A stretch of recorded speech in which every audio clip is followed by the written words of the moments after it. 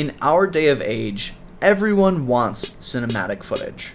But cinematic footage doesn't require crew anymore, it just takes one man with intention and a plan.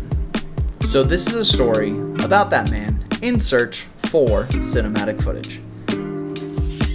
And it all starts, as you guessed it, with a cup of coffee. You might be thinking, coffee has nothing to do with cinematic footage, and you are totally right. But the way I make my coffee allows me to be a little bit more mindful in the morning, which also reminds me that whenever I'm shooting cinematic footage, I also have to be super mindful of what I'm shooting. I gotta be mindful of angles, lighting, audio, etc., etc. There's so many different things to cinematic footage. But specifically with this coffee montage, it's just me making a cup of coffee. It's using different angles, it's not using any extra lighting, it's just using the lighting from my kitchen and practice. But I purposely planned out each individual shot to make a coffee montage for the intro of this video. So, let's get into it. Okay, so let's talk about cinematic footage here for a second.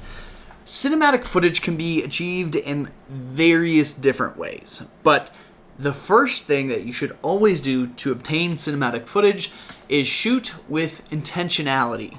If you're not shooting with intention, then the cinematic shot has no purpose. There is no intention behind it. Now, I would like to point out that that entire coffee montage that you just watched, I purposely shot on a kit lens. If you don't know what a kit lens is, it's usually a lens that they give you whenever you buy a camera, just as like a, hey, this camera won't work without a lens. Here's the cheapest lens that we have. And the lens that I use specifically is the 28-70 kit lens made by Sony. It has an aperture of 3.5 to 5.6. If you don't know what that means, it just means that like this is a cheap lens. This lens, if you buy it used, usually goes for around $80, but brand new it goes for about like $400. And if you don't know, lenses can sometimes cost upwards of like $1,500 to $4,000. So something that is $80 used is not a super professional lens. But you can still get cinematic shots with something like this. I purposely use this lens to really make a point with the fact of you don't need expensive gear to get cinematic shots. I almost even shot that entire coffee sequence on my phone, but in reality, I've created a workflow system for myself where it's easier to get data off a camera than it is off my phone. But that's also just because I edit on my computer, not my phone, too. When you're trying to create a cinematic shot, I believe the most important thing about cinematography is having something that's worth watching in the first place. Storyboard it. Make sure that you have each individual shot planned out to invoke a certain emotion or give every shot purpose. Now, the second thing that I would mention to get cinematic footage is learn composition. Learn rule of thirds. Learn a frame within a frame. Learn everything that there is to composition. What's in the foreground, what's in the background. But having a story and having good composition, I believe, are first and foremost the best ways to get a cinematic shot. The next thing that I would focus on when you're creating videos is if audio is involved, invest in great audio gear, because you could have a really cinematic shot, but the audio is crap. And when the audio is crap, then your shot falls apart. Audio is just more important for the shot if you're using audio. For me in that coffee montage, that was just a voiceover.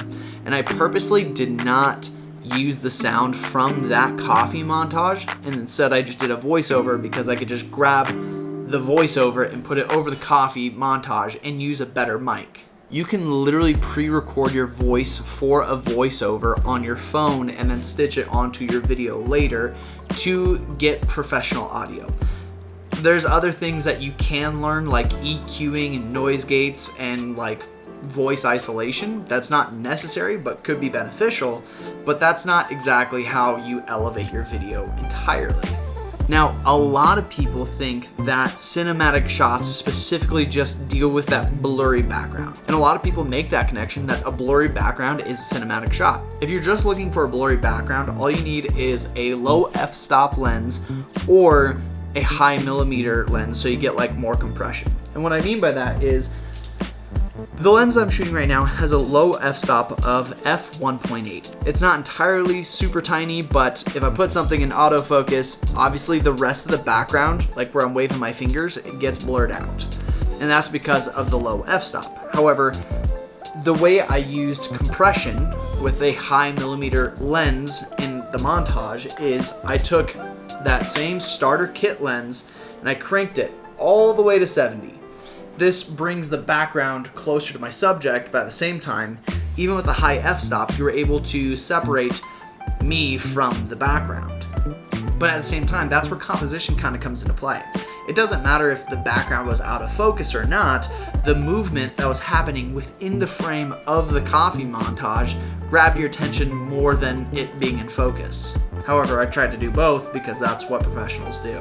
Now, if you already have composition, you already have storyboarding, you already have audio down, you already know what makes a blurry background, you're thinking, what can I do to level it up even more? And there's two things that come to mind when it comes to making the most out of your footage and making it looking cinematic. The first one is lighting. Now, lighting is kind of all over the place in my office, but I'm evenly lit. There's no dark spots. I have one light in the corner over here, and then I have the window. And personally, I could make this a lot more cinematic, but I prefer speed over cinema at the moment when I'm talking to you guys. Plus, this makes it feel a little bit more real and personal compared to super cinematic. Understanding lighting is something that is super simple, but also super effective when you're trying to learn how to make your footage look more cinematic. So there's practical lights, there's hair lights, there's key lights, and knowing the difference between all of them will make or break your video. And they all serve a different purpose. Now, the last thing that you can do to make your footage look cinematic is learning how to color grade. I know it's such a big and in-depth topic. There are professional colorists for Hollywood that make money just based on coloring a video, but coloring a video can make or break your look.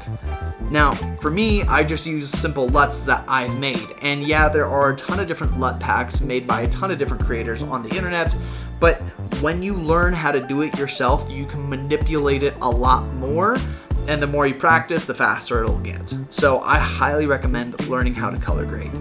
Another thing that you can do to get cinematic shots is when you're creating a story, so to speak, after you storyboarded it and you got all your shots down, is use multiple shots. Don't be afraid to get a wide, a medium, and a tight angle of everything that you do or everything that you capture within a frame.